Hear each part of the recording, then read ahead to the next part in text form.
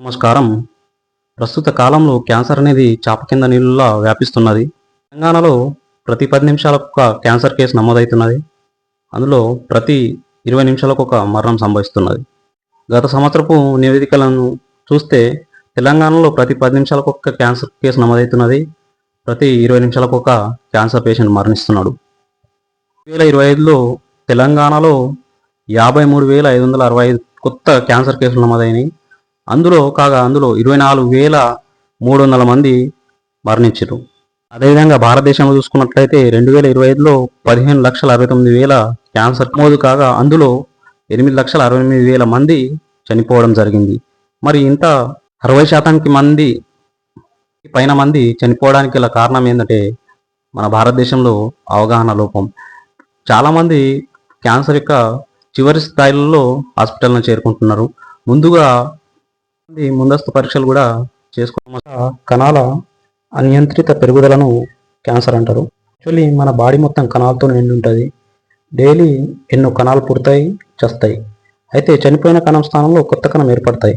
ఏర్పడే క్రమంలో ఒక అసాధారణ కణం ఏర్పడి అది కణ విభజన నాన్ స్టాప్గా జరుపుకుంటూ పెరిగి అట్లా విభజన జరుపుకుంటూ ఒక కణజాలం ఒక గడ్డలాగా ఏర్పడి అవి పెద్దగా అవుతూ ఉంటుంది. అయితే ఈ క్యాన్సర్ కణం ఏ విధంగా ఏర్పడుతుందంటే మన కణంలోని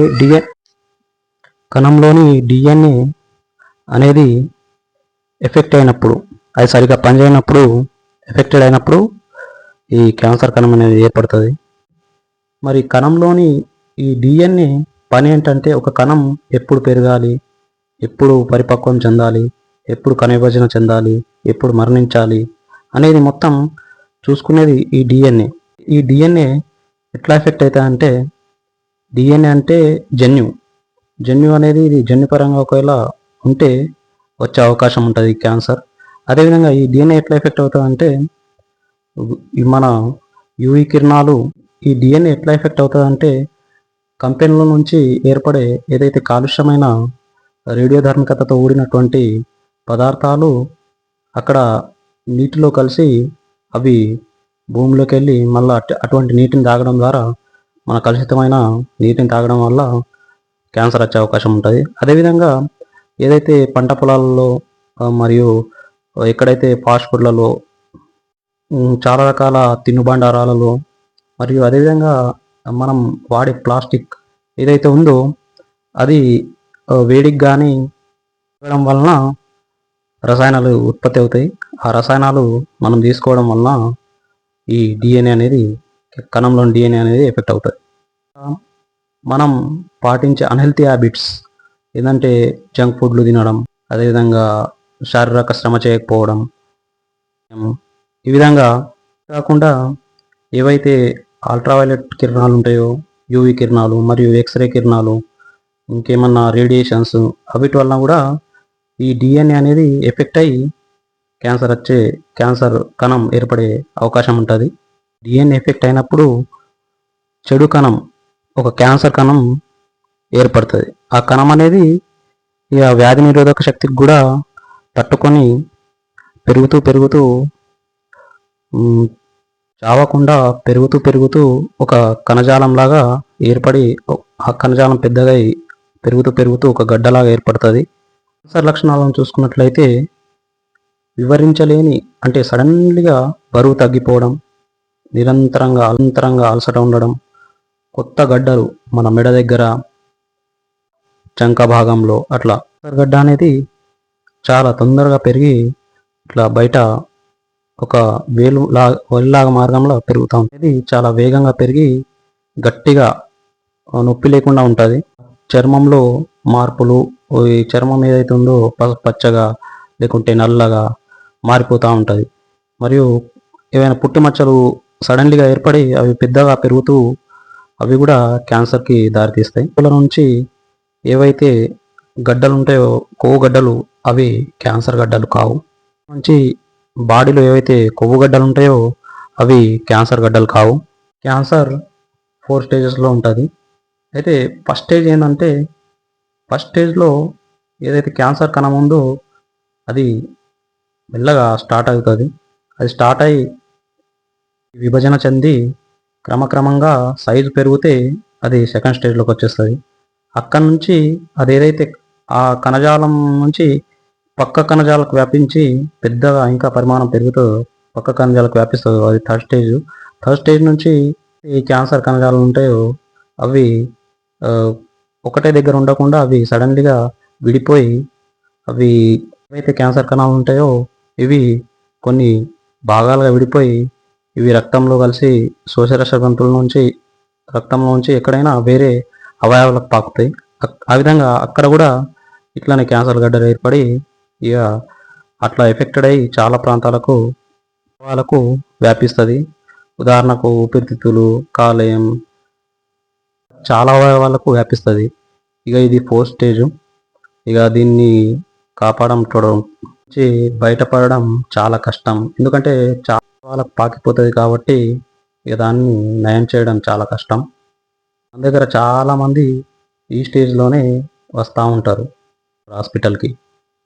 ఈ క్యాన్సర్ని ఏ విధంగా టెస్ట్ చేస్తారు? క్యాన్సర్ టెస్ట్స్ ఎట్లుంటాయంటే క్యాన్సర్ పరీక్షలలో ఒకటి ఫస్ట్ బయాప్సీ. బయాప్సీ అంటే ఎక్కడైతే గడ్డలా ఏర్పడుతుందో అక్కడ నుండి కొంత భాగాన్ని కత్తిరించి కొన్ని కణజాలను కత్తిరించి టెస్ట్కి పంపిస్తారు. వాటిని మైక్రోస్కోప్లో చూడగా వారికి అర్థమైపోతుంది. ఒకవేళ ఈ గడ్డ అనేది బాడీ లోపల ఉంటే దాన్ని నిడిల్తోని ఇట్లా దాని నిడిల్లో ఉంటుంది. ఆ నిడిల్లో లోపల తీసుకుపోయి కొంత కణజాలను కత్తిరించి అవి తీసుకొచ్చి మళ్ళీ టెస్ట్ చేస్తారు. ఆ విధంగా ఈ బయాప్సీ అనేది జరుగుతుంది. ఇది పెట్ స్కాన్.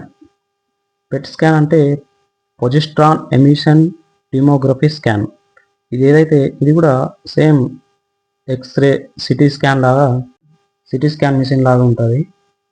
ఈ మిషన్ అనేది మన ఇండియాలో తయారు కాదు, బయట దేశాల నుంచే అమెరికా, రష్యా అలాంటి దేశాల నుంచే దిగుమతి చేసుకుంటారు.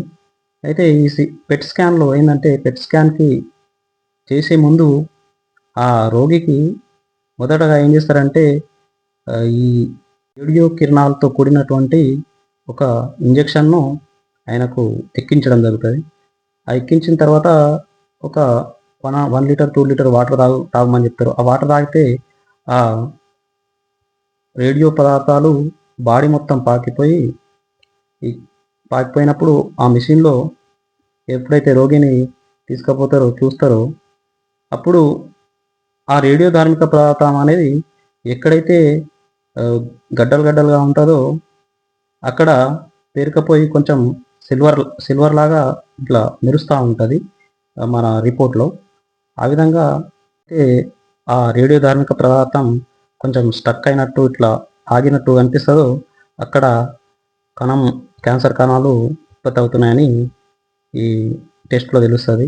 అయితే ఏదైతే రేడియో ధార్మిక పదార్థం ఉంటుందో అది మన మూత్రం ద్వారా అది వెళ్ళిపోతుంది. కాకపోతే దీని ప్రభావం 48 గంటలు ఉంటుంది. కాబట్టి 48 గంటలు ఆ రోగి అనే అతను ఎక్కడ చిన్నపిల్లలు ఏదైతే పెట్ స్కాన్ చేస్తారో ఆ రోగికి ఒక 48 గంటలు దూరంగా ఉంచాలి. అదేవిధంగా ఏదైతే పెట్ స్కాన్ చేసిన వ్యక్తి వాడే బాత్రూమ్ను కూడా వాడకూడదు. అందులో రేడియో ధార్మిక పదార్థాలు వెలువడతాయి. అట్లయితే రక్త పరీక్షలలో CBC, common blood count, tumour marker ఈ విధమైన పరీక్షల ద్వారా కూడా క్యాన్సర్ ఉన్నట్టు ఏర్పడుతుంది, అంటే బయటపడే అవకాశం ఉంటుంది. క్యాన్సర్ అనేది 100 పైన రకాలుగా ఉన్నది. అది ఏర్పడే ప్రాంతాన్ని బట్టి, ఆ భాగాన్ని బట్టి, అవయవాన్ని బట్టి దాని పేరు ఉంటుంది. ఈ బోన్ క్యాన్సర్, ఆడవారిలో చూసుకున్నట్లయితే సర్వికల్ క్యాన్సర్, ఇంకా బ్రెస్ట్ క్యాన్సర్, అవి ఏర్పడే ప్రాంతాన్ని బట్టి వాటి రకాలను డివైడ్ చేయొచ్చు. ఈ విధంగా చాలా ఉన్నాయి. ఇప్పుడు క్యాన్సర్ చికిత్సలు చూసుకున్నట్లయితే క్యాన్సర్ చికిత్సలో ఫస్ట్ సర్జరీ. ఎక్కడైతే గడ్డలా ఏర్పడుతుందో ఆ గడ్డను ఏం చేస్తారంటే సర్జరీ లాగా అది ఎంత భాగం ఉన్నో అంత భాగాన్ని కత్తిరించి తీసేయడం ద్వారా ఈ సర్జరీ క్యాన్సర్ని నయం చేయవచ్చు. అదేవిధంగా ఇంకో చికిత్స కీమోథెరపీ. కీమోథెరపీలో రోగికి ఒక క్యాన్సర్ కణాలను చంపే మందును ఇంజెక్షన్ ద్వారా ఇవ్వడం జరుగుతుంది. అయితే ఈ కీమోథెరపీ వల్ల ఏమవుతుందంటే ఆ క్యాన్సర్ కణాలు కూడా చేస్తాయి. కీమోథెరపీ వల్ల ఏమవుతుందంటే క్యాన్సర్ కణాలతో పాటు ఏవైతే హెల్తీగా ఉంటాయో అవి కూడా కొన్ని కణాలు చనిపోవడం వలన సైడ్ ఎఫెక్ట్స్ వస్తాయి. మెయిన్గా మళ్ళా జుట్టు ఊడిపోవడం లాంటి తరచుగా వాంతులు విరేచనాలు అవ్వడం ఎఫెక్ట్స్ ఉంటాయి. అయితే ఈ సైడ్ ఎఫెక్ట్స్ తగ్గించవచ్చు. ఈ సైడ్ ఎఫెక్ట్స్ని కొన్ని రోజులు మందులు వాడడం వలన మరియు మంచి హెల్త్ తీసుకోవడం వలన దాని ద్వారా తగ్గించవచ్చు. ఇంకొక చికిత్స రేడియోథెరపీ. రేడియోథెరపీ అంటే మిషన్ ఉంటుందో అందులో రోగి నుంచి ఎక్కడెక్కడైతే క్యాన్సర్ కణాలు ఉన్నాయో ఆ క్యాన్సర్ కణాలను చంపేసే కిరణాలను విడుదల చేసి చంపడం అన్నమాట. ఇమ్యూనోథెరపీ అంటే ఏవైతే క్యాన్సర్ కణాలు ఇమ్యూనిటీకి అవరోధాన్ని ఏర్పరుస్తాయో అట్టి అవరోధాన్ని తొలగించి మరియు ఇమ్యూనిటీని పెంచడం ద్వారా ఆ ఇమ్యూనిటీ పవర్ అనేది ఆ క్యాన్సర్ కణాలను చంపేస్తాయి అన్నట్టు. ఈ క్యాన్సర్ పేషెంట్స్కు ఆర్థిక సహాయంగా కేంద్ర ప్రభుత్వం HMCPF health minister cancer patients ఫండ్లో భాగంగా 2 లక్షల నుంచి 5 లక్షల వరకు ఆర్థిక సాయం చేస్తున్నది. అదేవిధంగా రాష్ట్ర ప్రభుత్వం దీన్ని నోటిఫైడ్ లిస్ట్లో చేర్చడం ఉంది. అంటే ఎక్కడైనా ఏ హాస్పిటల్లోనైనా ఏ ఇన్స్టిట్యూట్లోనైనా ఒకవేళ క్యాన్సర్ పేషెంట్ నిర్ధారణ అయితే వాటి వివరాలను ప్రభుత్వానికి పంపాలి. వారి వివరాలను సేకరించి వారికి తగు ఆర్థిక సాయం అందేలా రాష్ట్ర ప్రభుత్వం కూడా చర్యలు పట్టే అవకాశం ఉంది. అయితే తెలంగాణ రాష్ట్రంలో ఈ క్యాన్సర్ ఉచితంగా చికిత్స కోసం MNJ hospital, Mehdi Nawab Jung hospital మరియు బసవతారకం ఇండో అమెరికన్ హాస్పిటల్ మరియు అమెరికన్ ఆంకాలజీ సెంటర్ ఈ 3 హాస్పిటళ్ళు క్యాన్సర్కు ఫ్రీగా ట్రీట్మెంట్ చేయడం జరుగుతుంది. ముఖ్యంగా ఆడవారిలో వచ్చే సర్వికల్ క్యాన్సర్ చాలా ఎక్కువగా వస్తున్నది. అయితే ఈ సర్వికల్ క్యాన్సర్ అంటే గర్భాశయ క్యాన్సర్, దీనికి రాకుండా నివారణగా ముందుగా HPV అనే వ్యాక్సిన్ను ఇస్తున్నారు. Thank you all. Bone cancer